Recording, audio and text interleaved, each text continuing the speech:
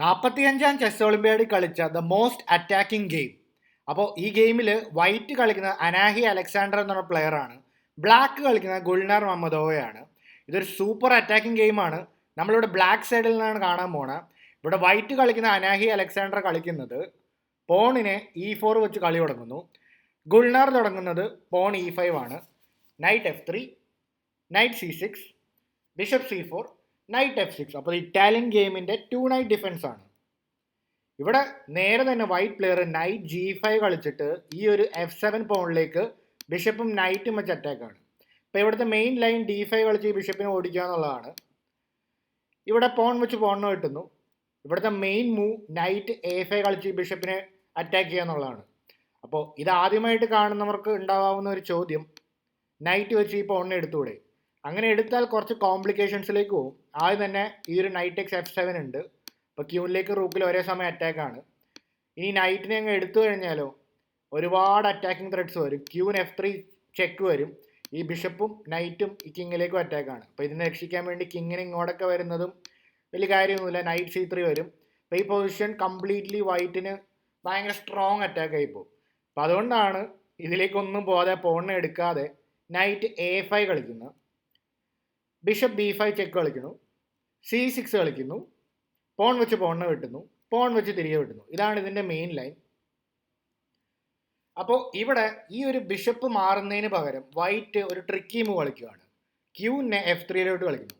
Idea okay, black ആലോചിക്കുമ്പോൾ ഇപ്പോൾ ഈ ബിഷപ്പിനെ വെട്ടിക്കഴിഞ്ഞ് കഴിഞ്ഞാൽ ഈ റൂക്ക് പോകുമല്ലോ. അതുകൊണ്ട് അതാണ് ഇതിൻ്റെ ഉദ്ദേശം. അപ്പോൾ ഈ ക്യൂൻ ഇവിടെ വരുമ്പോൾ പോൺ വെച്ചിട്ട് ഈ ബിഷപ്പിനെ വെട്ടാൻ പറ്റില്ല. ഇതാണ് വൈറ്റ് ഉദ്ദേശിക്കുന്നത്. പക്ഷേ ബ്ലാക്ക് സർപ്രൈസിംഗ്ലി പോൺ വെച്ച് ആ ബിഷപ്പിനെ അങ്ങ് എടുക്കുകയാണ്. എൻ്റെ ഈ റൂക്ക് എടുത്തോളൂ, എനിക്ക് കുഴപ്പമില്ല എന്നുള്ള രീതിയിൽ വൈറ്റ് വന്നിട്ട് ആ സൈഡിലുള്ള ആ റൂക്കിനെ അങ്ങ് വെട്ടിയെടുത്തു. അപ്പോൾ ഈ കൊടുത്ത പീസിന് എന്താണ് കോമ്പൻസേഷൻ നമുക്ക് നോക്കാം. ബ്ലാക്കിന് കളിക്കുന്നത് ബിഷപ്പ് E7 നോർമലി ഡെവലപ്പ് ചെയ്യുകയാണ്. ഈ നൈറ്റിനെ കൂട്ടിലടയ്ക്കാൻ പോലും, ഈ ഒരു ക്യൂവിനെ ഇവിടെ കൂട്ടിലടയ്ക്കാൻ പോലും ശ്രമിക്കുന്നില്ല. വെറുതെ ഡെവലപ്മെൻറ്റ് മൂവ്സിന് പോവുകയാണ്. ഭയങ്കര ക്രേസി ഗെയിമാണ്. വൈറ്റ് ക്യാഷിൽ ചെയ്യുന്നു. H6 കളിച്ചിട്ട് ഈ ഒരു നൈറ്റ് ഇവിടെ കുറച്ച് ട്രിക്കി ആയിട്ടിരിക്കുകയാണ്. ആ നൈറ്റിനെ ഇവിടെ നിന്ന് ഓടിച്ചു വിടുകയാണ്. F3 പോകുന്നത് അത്ര നല്ല ഐഡിയ അല്ല. കാരണം ക്യൂവിന് പോകാനുള്ള ആകെയുള്ള ഒരു സ്ക്വയറാണ്. ഇൻ കേസ് ക്യാസിലൊക്കെ ചെയ്ത് കഴിഞ്ഞാൽ ഈ ഒരു ബിഷപ്പ് B7 ഒക്കെ ഭയങ്കര പവർഫുൾ ആയി പോകും ഈ ഒരു ക്യൂൻ മാറിയതിന് ശേഷം. അതുകൊണ്ട് നൈറ്റിനെ E4 കളിക്കുന്നു. ഇവിടെ ക്യൂൻ D7 കളിച്ചിട്ട് ക്യാസിൽ ചെയ്യാൻ ഇവിടെ ബ്ലാക്ക് തയ്യാറെടുക്കുകയാണ്. അപ്പോൾ ഇവിടെ എന്താണ് ചെയ്യുന്നത്? ആദ്യം നൈറ്റ് വെച്ചെടുക്കണം. അപ്പോൾ നിങ്ങളാണെങ്കിൽ ഇവിടെ എന്ത് ചെയ്യും? ഇവിടെ ക്യൂൻ സൈഡ് എന്തായാലും തകർന്നിരിക്കുകയാണ് ബ്ലാക്കിൻ്റെ. അപ്പോൾ എന്താണ് ചെയ്യാൻ പറ്റുന്നത്? ബിഷപ്പ് വെച്ചെടുത്ത് ക്യാസിൽ ചെയ്ത് കളി മുന്നോട്ട് പോകും. ഇവിടെ ഗുൽമർ കളിക്കുന്നത് പോൺ വെച്ചാണ് എടുക്കണത്. രണ്ട് സൈഡും ഒന്ന് തുറന്നിട്ടേക്കണം. ഇതിൻ്റെ ഐഡിയ റൂക്കിന് ആ ഓപ്പൺ ഫയൽ കിട്ടാനും ബിഷപ്പിന് ഈ ഒരു ബ്യൂട്ടിഫുൾ ഡയഗണലിലേക്ക് വരാനുമാണ്. റൂക്കിന് G8 വന്നിട്ട് കിങ്ങിന് പണി കൊടുക്കാം. അത് മാത്രമല്ല, ഭാവിയിൽ ഒരു അവസരം കിട്ടിക്കഴിഞ്ഞാൽ ഈ ഒരു ഡയഗണലിൽ ഇവിടെ ബ്ലാക്കിന് സർവൈവ് ചെയ്യാൻ ഇവിടെ വൈറ്റിന് സർവൈവ് ചെയ്യാൻ ഭയങ്കര ടഫായിരിക്കും. എന്തായാലും ക്യൂന് അവിടെ ഇരിക്കുന്ന അത്ര സേഫ് അല്ല എന്ന് കരുതിക്കൊണ്ട് ക്യൂനെ E4 കളിക്കുന്നു. Rook G8. അപ്പോൾ കിങ്ങുമായിട്ട് ലൈനപ്പ് ചെയ്യുകയാണ്. ഇവിടെ പോണിനെ F3 കളിക്കുകയാണ്. ഇതിന് കാരണം ഇപ്പോൾ ബിഷപ്പിനെ ഇവിടെ B7 കളിച്ചു കഴിഞ്ഞാൽ റൂക്കും ബിഷപ്പും കൂടെയൊക്കെ ആയിട്ട് നേരിട്ട് നല്ല തകർപ്പൻ അറ്റാക്ക് ആയിരിക്കും. അപ്പോൾ ഇവിടെ എന്താണ് ചെയ്യണത്?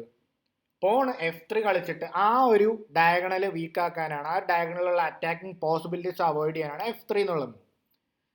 ഇവിടെ ബ്ലാക്ക് കളിക്കുന്നത് ബിഷപ്പ് C5 ചെക്ക്. അപ്പോൾ അറ്റാക്കിങ്ങിൻ്റെ തുടക്കമാണ് ഇവിടെ. ബിഷപ്പ് C5 ചെക്കിനെതിരെ ഇവിടെ വൈറ്റിന് പല ഓപ്ഷൻസ് ഉണ്ട്. ഇവിടെ D4 ഒക്കെ കളിച്ചു കഴിഞ്ഞാൽ വേണമെങ്കിൽ D4 ഒക്കെ കളിക്കാം. പക്ഷെ ബിഷപ്പിൻ്റെ D4, ഇതിൻ്റെ D4 കളിക്കുന്ന ആകെ ഒരു ഉദ്ദേശം ബിഷപ്പും കൂടെ ആക്റ്റീവ് ആവുമെന്ന് മാത്രമേ ഉള്ളൂ. പക്ഷെ വലിയ കാര്യമൊന്നുമില്ല. ഗെയിമിൽ കിങ് H1 പോകുന്നത്. ഇനി എങ്ങനെയാണ് ഗെയിം മുന്നോട്ട് പോകുന്നത്?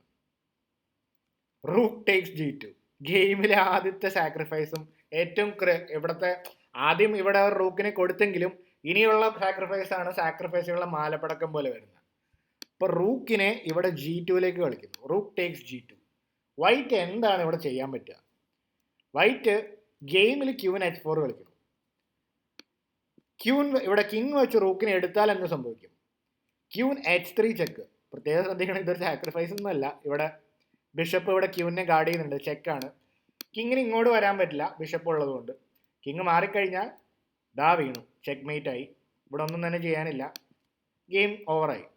അപ്പം അതുകൊണ്ട് ആ G2-ലുള്ള റൂക്കിനെ വെട്ടിയെടുക്കാൻ പറ്റില്ല. അതുകൊണ്ട് ക്യൂവിനെ ഇവിടെ H4-ലോട്ട് കളിക്കുകയാണ് ഇവിടെ വൈറ്റ്. ബ്ലാക്ക് എങ്ങനെയാണ് കണ്ടിന്യൂ ചെയ്യുന്നത്? റൂക്ക് G4, ദാ കിടക്കണോ അടുത്ത സാക്രിഫൈസ്. എടുത്തോളൂ, എനിക്കൊരു കുഴപ്പമില്ല, ക്യൂൻ വെച്ചെടുത്തോളൂ, പോൺ വെച്ചെടുത്തോളൂ.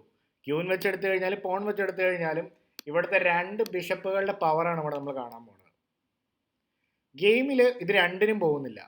ഓക്കെ, ക്യൂൻ വെച്ചെടുത്താൽ എന്ത് സംഭവിക്കും? ക്യൂൻ വെച്ചെടുത്തു കഴിഞ്ഞാൽ ക്യൂൻ വെച്ച് തിരികെ വെട്ടി ഈസി ഫിനിഷ് ഉണ്ട്. Bishop B7 check. ആകെ റൂക്കിന് ഇടയിൽ വരാനേ ഉള്ളൂ. 2 ബിഷപ്പുകൾ വെച്ചൊരു കിടിലൻ ചെക്ക് മേറ്റ്. ഇത് തന്നെ സംഭവിക്കും. എന്ത്? പോൺ വെച്ചെടുത്തു കഴിഞ്ഞാലും ഇതേ ലൈനിലേക്ക് പോകും, ബിഷപ്പ് B7 ചെക്ക് വരും. ആകെ ബ്ലോക്ക് ചെയ്യാൻ പറ്റുന്ന എന്താണ്? ദാ പണി കഴിഞ്ഞു. അപ്പോൾ ഇതൊക്കെയാണ് ഈ പ്രശ്നം. അപ്പോൾ ഈ ഒരു മൂന്നിന് ശേഷം ഇവിടെയും റൂക്ക് എടുക്കാൻ പറ്റില്ല. ക്യൂൺ ടേക്സ് H6 പോകുന്നു. ഇവിടെ ഇനി എങ്ങനെയാണ് ബ്ലാക്ക് കണ്ടിന്യൂ ചെയ്യേണ്ടത്? ക്യൂവിനെ F5-ലോട്ട് കളിക്കുന്നു. ഐഡിയ ഇപ്പോൾ ഇനി ഈ റൂക്കിനെ ഇപ്പോൾ വെട്ടാനുള്ള അവസരമൊന്നുമില്ല. കാരണം എന്താണ്? ഈ റൂക്ക് ഇവിടെ വീണ് ചെക്ക് മേറ്റിംഗ് ത്രെഡ്സിലോട്ട് പോകും.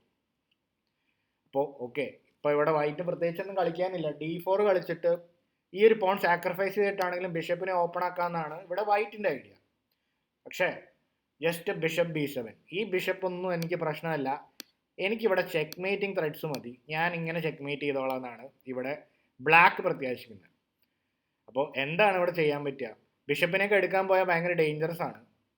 നൈറ്റ് B D2 കളിക്കും. കാരണം F3 ഭയങ്കര ഒരു വീക്ക്നെസ് ആണ്. കാരണം എല്ലാ രീതിയിലും F3-ലേക്ക് പണിയാണ്. ഇപ്പോൾ ഒരു പക്ഷേ ബിഷപ്പിനെ എടുത്തു കഴിഞ്ഞാൽ എന്ത് സംഭവിക്കും? ഇവിടെ ബിഷപ്പിൻ്റെ F3 ചെക്ക് വരും. അപ്പോൾ ഇവിടെ ഇത് കൊടുക്കേണ്ടി വരും. ഇത് നേരിട്ട് ചെക്ക് മേറ്റിലോട്ട് പോകും. അപ്പോൾ ഇതെല്ലാം കൊണ്ടാണ് ഈ ഒരു മൂവിൽ D4-ന് ശേഷം ബിഷപ്പ് B7-ന് ശേഷം നൈറ്റ് B D2-ലേക്ക് കളിക്കുന്നത്. അപ്പോൾ F3-ക്ക് ഒരു പ്രൊട്ടക്ഷനായി. ഇനി എങ്ങനെയാണ് കണ്ടിന്യൂ ചെയ്യുന്നത്? ബിഷപ്പ് വെച്ച് ആ പോണിനെ വെട്ടിയെടുക്കുന്നു. ഇപ്പോഴും ആ റൂക്കിനെ തൊടാൻ പറ്റില്ല എന്നുള്ളതാണ് ഇവിടുത്തെ കാര്യം. ആ ബിഷപ്പ് അവിടെ ഉള്ളതുകൊണ്ട് H3 കളിച്ച് കിങ്ങിന് കുറച്ച് ഓപ്പൺ സ്പേസ് കൊടുക്കാൻ നോക്കുകയാണ്. റൂക്ക് G6 കളിച്ചിട്ട് ഈ ക്യൂനിലേക്ക് ഒരു അറ്റാക്ക്. ക്യൂവിന് എവിടെയാണ് പോകാൻ പറ്റുക? ക്യൂവിന് H4-ലോട്ട് പോകുന്നു. വെറുതെ ചെക്കൊന്നും വന്നിട്ട് കാര്യമൊന്നുമില്ല, ജസ്റ്റ് കിങ് മാറി നിൽക്കുന്നേ ഉള്ളൂ.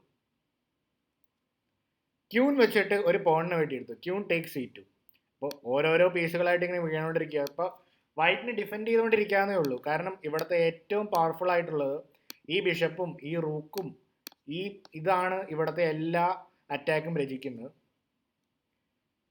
റൂക്കിനെ ഇവിടെ B1-ലോട്ട് കളിക്കുന്നു. അപ്പോൾ ഇവിടെ ഒരുപാട് ത്രെഡ്സ് ഉണ്ട്. വേണമെങ്കിൽ ബിഷപ്പ് ടേക്സ് B2 ഒക്കെ കളിക്കാം. പക്ഷെ അങ്ങനത്തെ ലൈനിലേക്ക് പോയിട്ട് ആ ബിഷപ്പ് കൊടുക്കാൻ ഇവിടെ ബ്ലാക്ക് ആഗ്രഹിക്കുന്നില്ല. അപ്പോൾ ബേസിക്കലി ഇവിടെ വൈറ്റിനൊന്നും തന്നെ കളിക്കാനില്ല. അതുകൊണ്ടാണ് റൂക്ക് B1-ലോട്ട് കളിക്കുന്നത്. അപ്പോൾ ഇനി എന്താണ് ചെയ്യുന്നത്? Bishop takes F3. ഇതിൻ്റെ 2 ഐഡിയ ഉണ്ട്. ഈ നൈറ്റ് വെച്ച് എടുത്തു കഴിഞ്ഞാൽ ഈ റൂക്ക് വീഴും. ഗെയിമിൽ റൂക്ക് വെച്ചാണ് എടുക്കുന്നത്. റൂക്ക് വെച്ച് എടുത്ത് കഴിയുമ്പോൾ എന്ത് ചെയ്യും? വേറെ എന്താണ് ചെയ്യാൻ പറ്റുക? ഈ റൂക്കിനെ ഇപ്പോൾ എടുക്കാൻ പറ്റില്ല, കാര്യം ഈ നൈറ്റ് ഉണ്ട്. പക്ഷെ അതിനേക്കാളും മനോഹരമായ നീക്കമുണ്ട്. Queen D1 check. അപ്പോൾ ഇവിടെ എന്താണ് ചെയ്യേണ്ടത്? റൂക്കിന് തിരികെ തന്നെ വരണം. കാരണം മുകളിലോട്ട് കയറി കഴിഞ്ഞാൽ ചെക്ക് മേറ്റ് ആയി പോകും. അപ്പോൾ അതുകൊണ്ട് റൂക്ക് ഇടയിൽ വരുന്നു. ഇനി എങ്ങനെയാണ് ബ്യൂട്ടിഫുൾ ആയിട്ട് ഈ ഒരു ഗെയിം ഫിനിഷ് ചെയ്യണം? ഗെയിം പോസ് ചെയ്തിട്ട് നിങ്ങൾക്ക് ആലോചിച്ച് നോക്കാവുന്നതാണ്. അതെ, ദാ കിടക്കണോ അടുത്തത് റൂക്ക് G1 ചെക്ക്. ഇവിടെയും ഭയങ്കര കെയർഫുൾ ആവണം. കിങ് മുകളിലോട്ടാണ് കളിക്കുന്നത്. വെട്ടിയാൽ എന്താണ് കുഴപ്പം? അഗെയിൻ ഒറ്റ മൂല ചെക്ക് മേറ്റ് ഉണ്ട്. അപ്പോൾ ഇതൊക്കെയാണ് പ്രശ്നം. അപ്പോൾ കിങ് മുകളിലോട്ട് കളിക്കുന്നു. ഇനി എന്താണ് ചെയ്യുന്നത്? ഈ റൂക്കിലേക്കൊന്നും ഒരു മൈൻഡ് ഇല്ല, ഇതൊന്നും വേണ്ട എനിക്ക്, ചെക്ക്. ഇനി എന്ത് ചെയ്യും? റൂക്ക് ഇടയിൽ വരുന്നു.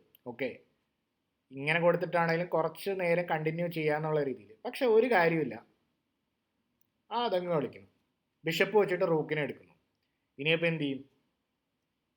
ക്യൂൻ ഇവിടെ ഇടയിൽ വന്നിട്ട് എങ്ങനെയെങ്കിലും ഇവിടെ ഒരു ക്യൂൻ എക്സ്ചേഞ്ച് ഫോഴ്സ് ചെയ്യാനാണ് ഇവിടെ വൈറ്റ് ശ്രമിക്കുന്നത്. എങ്ങനെയെങ്കിലും ഒന്ന് കളി തിരിച്ചു പിടിക്കാൻ. പക്ഷെ ഒരു കാര്യമില്ല, ബിഷപ്പ് E3 ചെക്ക്. ഈ പൊസിഷനിൽ ഇവിടെ വൈറ്റ് പ്ലെയർ റിസൈൻ ചെയ്യുകയാണ്. കാരണം വേറെ ഒന്നും തന്നെ ചെയ്യാനില്ല. ഇപ്പോൾ എന്താ ചെയ്യാൻ പറ്റുക? ഇവിടുത്തെ ആകെ 3 പറഞ്ഞു കഴിഞ്ഞാൽ ക്യൂവിന് ഇടയിൽ വരാമെന്നുള്ളൂ. ഇടയിൽ വന്നു കഴിഞ്ഞാൽ ക്യൂൻ ടേക്സ് G2 ചെക്ക്. ഇപ്പോൾ ഒളിമ്പ്യാഡിൽ കളിച്ച ഏറ്റവും ബെസ്റ്റ് അറ്റാക്കിംഗ് ഗെയിമാണ്, ഒരു സംശയമില്ലാതെ പറയാൻ പറ്റുന്ന നല്ല ക്രേസി അറ്റാക്കിംഗ് ഗെയിമാണ്. അപ്പോൾ ഈ ഗെയിമിനെ പറ്റിയുള്ള നിങ്ങളുടെ അഭിപ്രായങ്ങൾ രേഖപ്പെടുത്തുക. അപ്പോൾ കൂടുതൽ ഇൻട്രസ്റ്റിംഗ് ഗെയിംസ് ആയിട്ട് നമുക്ക് വീണ്ടും കാണാം, അടുത്ത വീഡിയോയിൽ കാണാം.